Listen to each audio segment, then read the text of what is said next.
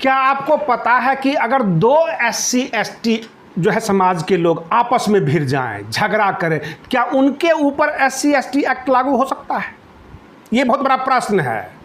बिहार विधानसभा का चुनाव है, एक मुद्दा उठ चुका है SC/ST एट्रोसिटी एक्ट, जिसमें नीतीश कुमार जी ने ये ऐलान कर दिया कि SC/ST के वर्ग से किसी की अगर हत्या होती है तो उसको सरकारी नौकरी दी जाएगी।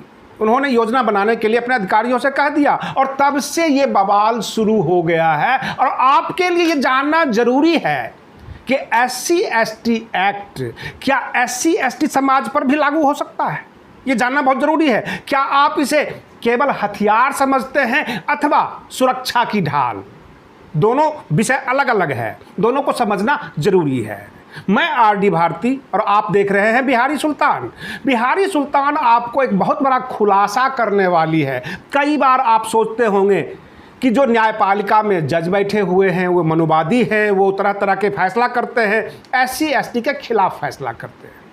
प्राइमा फेसी जब जाति सूचक शब्द इस्तेमाल किया जाता है तो FIR दर्ज होती है और अभियुक्त को गिरफ्तार करके जेल भेजा जाता है। लेकिन आपने कभी ये सोचा है कि कितने % लोगों को सजा होती है? सजा क्यों नहीं होती है? कारण क्या है? SC/ST एट्रोसिटी एक्ट जो बनाया गया वह यह ध्यान में रखकर बनाया गया कि SC/ST एक्ट जो है SC/ST समाज को सुरक्षा प्रदान करेगी, बचाव करेगी। अब प्रश्न यह उठता है कि अगर प्रखंड पदाधिकारी यानी ब्लॉक में BDO अगर आपको किसी योजना का लाभ नहीं देता है तो आप उसके ऊपर भी SC/ST एक्ट लागू करा सकते हैं। अगर अस्पताल में आपके बच्चे को डॉक्टर नहीं देखता है और आपका बच्चा मर जाता है तब भी आप SC/ST एक्ट उस हॉस्पिटल के ऊपर जो है केस में दर्ज कर सकते हैं। अगर आप पैसे वाले हैं और आपको लोग कहते हैं पासवान जी, तो आप किसी गरीब को दुसाध नहीं कह सकते।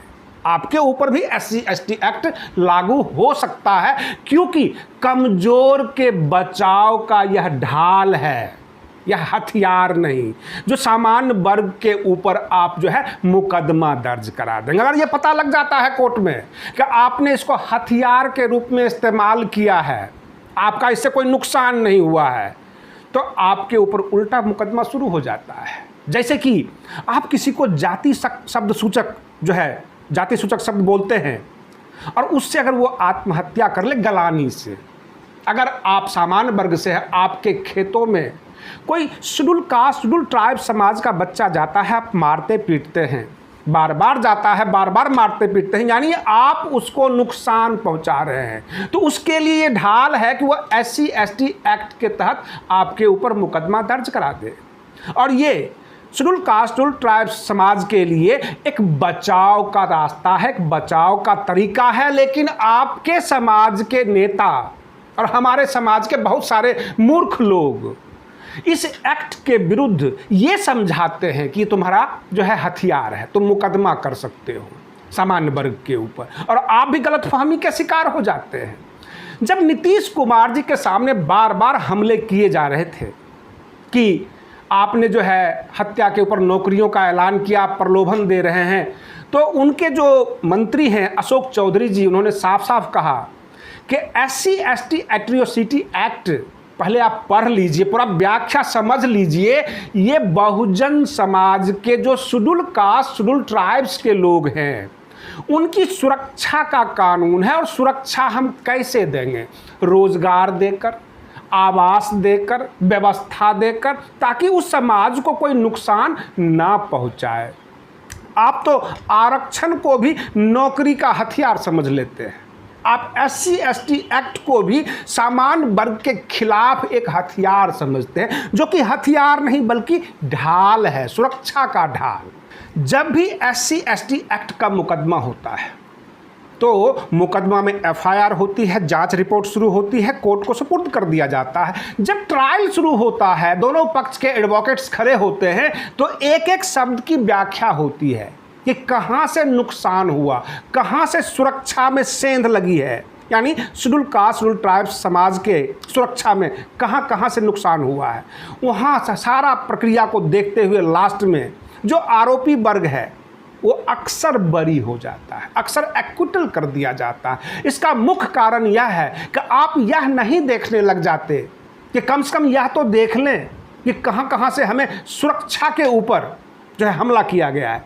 आपके पास बहुत सारी सरकारी योजनाएं होती है, आपके मोहल्ले तक रोड नहीं जाता, आपको अपराधियों से खतरा है, आपको असामाजिक तत्वों से खतरा है। कभी आपने किसी डीएम, किसी बीडीओ, किसी सरकारी अधिकारी के ऊपर SC ST एक्ट पूरा मोहल्ला मिलकर लगाया है कि हमारे मोहल्ले के ऊपर जो खतरा है और ये हमारा SC ST एट्रोसिटी एक्ट जो है हमारा बचाव करती है? एक FIR करा के तो देख लीजिए, फिर आपको समझ में आ जाएगा यह कानून कहाँ कहाँ अट्रैक्ट करती है। आपको केवल इतना समझाया जाता है कि यह तुम्हारा जाति सूचक शब्द बोलने का जो हथियार है, तुम इसके ऊपर मुकदमा कर सकते हो, और तुम्हारा जो दुश्मन है वो सामान्य वर्ग है, आप उसके ऊपर लगा सकते हैं। लेकिन अगर यह साबित हो जाता है कि SC ST एक्ट वहाँ लग सकता है जहाँ पर SC ST वर्ग के ही 2 व्यक्ति, एक बहुत कमज़ोर है, एक ताकतवर है, पैसे में, सामाजिक दृष्टिकोण से, हर तरह से, उसने उसको जाति सूचक शब्द बोला, उससे किसी को नुकसान पहुंचाया और लगता है कि उस आदमी मिट जाएगा इस वजह से, तो उसके ऊपर भी SC ST एक्ट लागू हो सकता है। क्योंकि इसको आधा मत बोलिए, SC ST एट्रोसिटी एक्ट जब पूरी व्याख्या में आप जाते हैं, और इसी व्याख्या को नीतीश कुमार कर रहे हैं अपने चुनावी रैली में कि हम नौकरियां देंगे। अब वो ये महसूस करने लग गए हैं कि इस समाज को नौकरी नहीं है, रोजगार का साधन नहीं है, सामान्य वर्ग के खेतों में काम करने जाते हैं, कहीं और जाते हैं, प्रदेश भागते हैं, वहाँ इनके ऊपर जुल्म होता है। तो क्यों नहीं SC ST एट्रोसिटी एक्ट का सहारा लेकर इनको सुरक्षा दिया जाए। अक्सर हमारे बहुजन समाज में एक नारा दिया जाता है 85% का। 85% राजनीतिक नारा हो सकता है कि आप माइनॉरिटीज़ को भी साथ कर लेते हैं, OBC को भी साथ कर लेते हैं, लेकिन जब आप 85% बोलते हैं, जब आप अपने आप को बहुसंख्यक कहना शुरू कर देते हैं, तो इस तरह के जो सुरक्षा कानून आपके लिए बाबा साहेब ने दिया था कि आपका बचाव हो, आपको कोई एलिमिनेट ना कर सके, कोई ख़त्म ना कर सके, तो उस एक्ट के ऊपर ग्रहण लगना शुरू हो जाता है। दोनों अपने आप में अपोजिट है, विलोम है। जैसे एक बार योजना आयोग के अध्यक्ष ने पूछ दिया था नीतीश कुमार जी से कि 2 बातें हो सकती है, या तो आप कहिए कि आप विकास नहीं कर रहे हैं, आपको स्पेशल राज्य का दर्जा दे दिया जाए, या आप जो बोलते हैं एडवर्टीजमेंट देते हैं कि हमने इतना विकास किया, उतना विकास किया, तो आपको स्पेशल राज्य का दर्जा क्यों दिया जाए।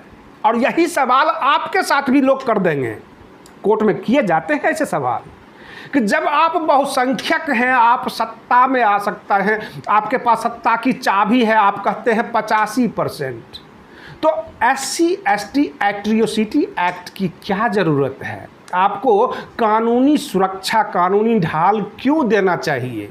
ये सवाल होता है कोर्ट में। In the court of law बहुत सारे क्वेश्चंस इस तरह के हो जाते हैं कि या तो आप कहिए कि आप कमज़ोर हैं, या आप ये कहिए कि आप बहुत ज़्यादा मजबूत हैं। दोनों में से आप क्या हैं? अगर आप कमज़ोर हैं तो SC ST एट्रोसिटी एक्ट लागू होता है, अगर आप मजबूत हैं तो ये सुरक्षा का कानून जो है लागू नहीं होता है। और इस तरह से कोर्ट में उलझा लिया जाता है, एडवोकेट जो है वहाँ पे निशब्द हो जाते हैं, तो फिर आप आरोप लगा देते हैं कि कोर्ट मनुवादी है, उसने जो है खिलाफ में फैसला कर दिया। यहाँ शब्दों का खेल है, और इसी शब्द में उलझाकर, और बाबा साहेब भी समझते थे, इसलिए उन्होंने बार बार कहा डिप्रेस क्लास। मैं भी कई बार कहता हूँ कि हम जाति का नाम नहीं लेते हैं, डिप्रेस क्लास कहते हैं, क्योंकि जातियों में भी कई उपजाति है जो ताकतवर लोग हैं, उसको बड़ी घिनौनी अंदाज में बोलते हैं, बड़ी गंदे शब्दों में अपने से कमज़ोर लोगों को उसके जाति का नाम लेके बोलते हैं। आपने कई बार देखा होगा, यादव समाज में कोई राय लगाता है, कोई गोप लगाता है, कोई यादव लगाता है, कोई तो कुछ और भी बोल देता है। तो इस तरह से घिनौनी शब्द इस्तेमाल किया जाता है, और इसी सब के लिए सुरक्षा हेतु जब डिप्रेस क्लास की बातें आई, शेड्यूल कास्ट शेड्यूल ट्राइब्स की बातें आई, तो schedule caste schedule tribes atrocity act बनाया गया ताकि इसमें जो है सुरक्षा की ढाल दिया जाए, इसका उन्मूलन ना हो, इसका खात्मा ना हो, क्योंकि ये सबसे ज़्यादा कमज़ोर समाज है और इसको सुरक्षा प्रदान की जानी चाहिए। इसको कभी भी हथियार की तरह अथवा ऐसे शब्दों से आप गुमराह ना हो कि ये जो है केवल मुकदमा करने का है। अगर आपको नौकरियां नहीं मिल रही है, अगर आपको योजना का लाभ नहीं मिल रहा है, अगर आपको भगा दिया जाता है, धक्के दिया जाता है जिसके आप अधिकारी हैं, तो वहाँ भी SC/ST एट्रोसिटी एक्ट लागू हो सकता है। बस आपको समझने की ज़रूरत है और इसका इस्तेमाल कहाँ करना चाहिए ये देखने की ज़रूरत है। आप बने रहिए बिहारी सुल्तान चैनल के साथ। फिर हम मिलते हैं अगले वीडियो में, तब तक के लिए धन्यवाद।